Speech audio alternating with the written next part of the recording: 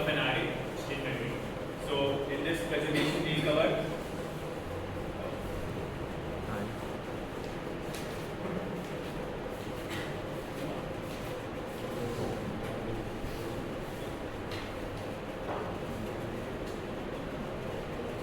covering these topics. So we'll define an array first, then we'll move on to talk about the types of memory allocation, that is static and dynamic. Then we'll move on to talk about multi-dimensional arrays, and then we'll talk about the operations conducted on the array and the type complexity, and then we'll end it with the advanced data structures that are made using arrays. So let us move on to the next slide. So what is an array? So array is basically a contiguous part of memory containing same type of element. So the word that demands the most attention here is contiguous. So contiguous basically means continuous. So there is a block of memory that is defined for an array when we define an array in our program. So that block of memory is attached to the name of the array, and then we get to store our data in that array. Then declaration. So we can declare an array in two types. Like we can declare it statically or we can declare it dynamically. So we'll talk about that in further slides. And operations conducted on array. So the first operation here is add. So adding an element to an array. So if we add an element to the end of the array, so the time complexity of that is constant. And if we add an element to the middle or the starting of an array, so that time complexity of that operation is O of n. So n stands for the length of array. Going on to the searching. So if we perform, there are two types of searches. So if we perform a linear search, the time complexity of that is O of n. And if we perform a binary search, the time complexity for that is log of n, where base of log is 2.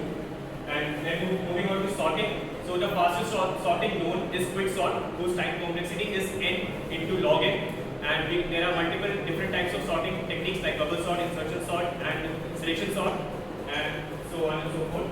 And we can update an element in the array. So the time taken for updation of an element in array is constant if we know the position of the array of the element in the array. And many other types. There are multiple different operations we can perform, like rotation and so on and so forth. Moving on. So this is how memory, the chunk of memory is allocated to an array. So like we have the length of an array and there is a starting index 0. This we have some address, and then the next address will be added to the previous address. So the element the size of the element in the next block will be added to the address of the previous block. So for example, if the address of this block is 1000 and size of an integer is 4 bytes. So the next address of this block will be 1004, and so on and so forth. Next slide. So now we come to an important topic, that is static allocation and dynamic allocation of memory for an array. So static allocation basically means when we know the size of the array before writing the program. So we define a particular size while declaring an array. Like here I have defined 5. So I have stored 5 elements. So the disadvantage for this type of allocation is basically the array size is fixed. We cannot change the array size in further program if we have to add more than 5 elements. So we have to create a totally new array, which is an expensive process. Talking about the compiling memory allocation. So when we define an array statically, that allocation is occurring in the compile time phase. And when we allocate memory for an array in the dynamic way, so that allocation happens at the runtime. Next is when we like in the static allocation, we get a stack of the size we have decided. Here I have defined 5 as the size of an array, so I get a stack of size 5. But in the dynamic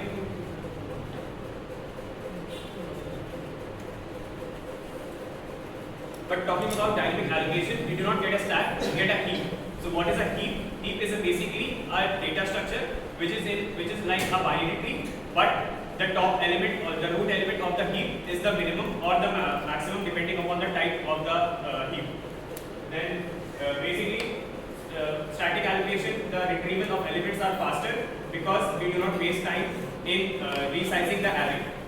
And in dynamic allocation, although the process is dynamic, the array is flexible. We can add more than the size we have defined, but the actual overhead that we are facing is like resizing of the array. If we have added more than what we have defined, So the heap grows in size, which is an expensive operation, and also if we remove the elements from the array, the heap shrinks in size, which is also an operation like expensive operation. That makes it slow.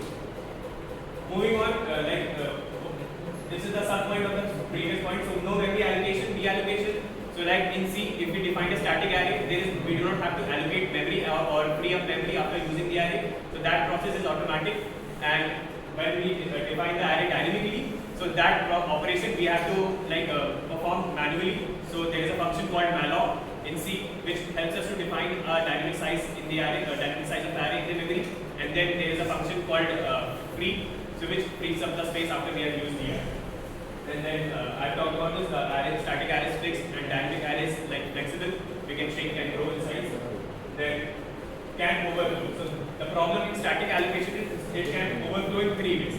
Like if we have defined the array size to be something and then we input a variable like the elements which are more than the size of the array. So that causes a stack overflow because we are using stack overflow.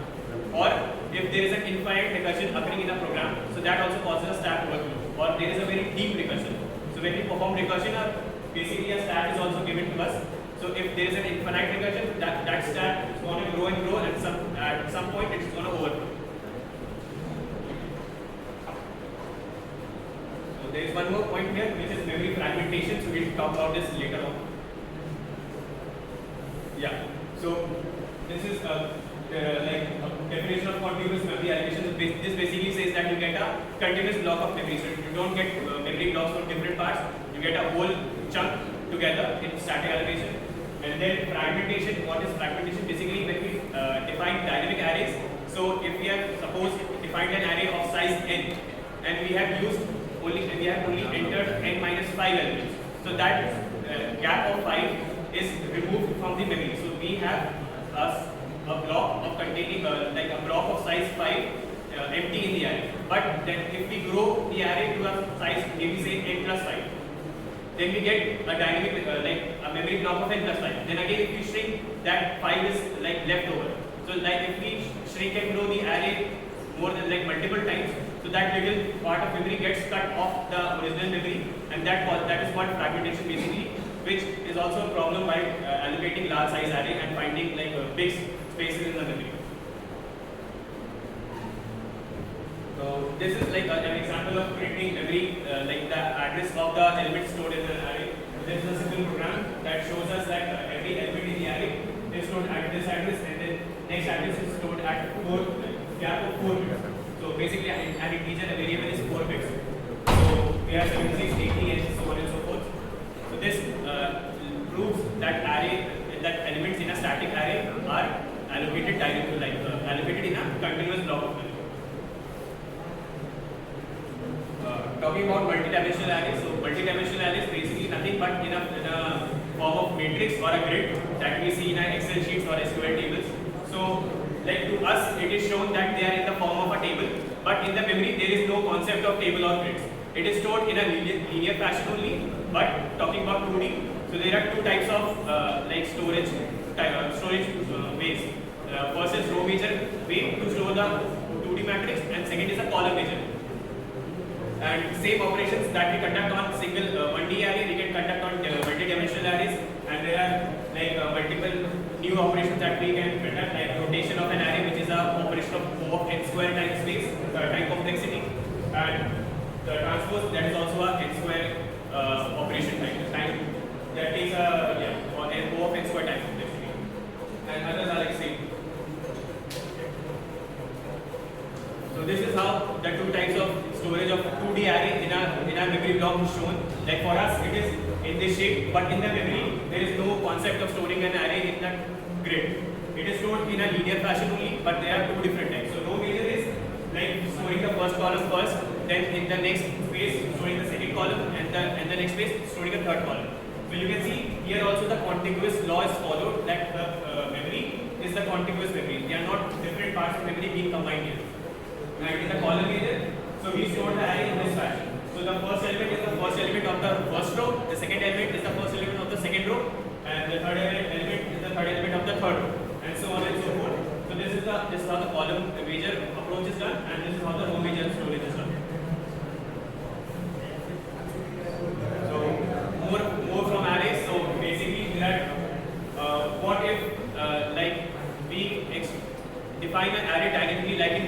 JavaScript, we do not define the size of an array. We just declare a list and we can grow and shrink it in size. So what if the list grows outwards, like we want to add more elements? So what happens in the backend of in the operating system is for us it is not visible, but in the memory a new array is declared of twice the length of the original array, and the extra array elements are then added in the new array, and the old elements are also added, and then after that the new elements are added. And lazy animation is basically a smart way to load your programs faster. So basically, until and unless you do not conduct operations on the array, the memory is not allotted.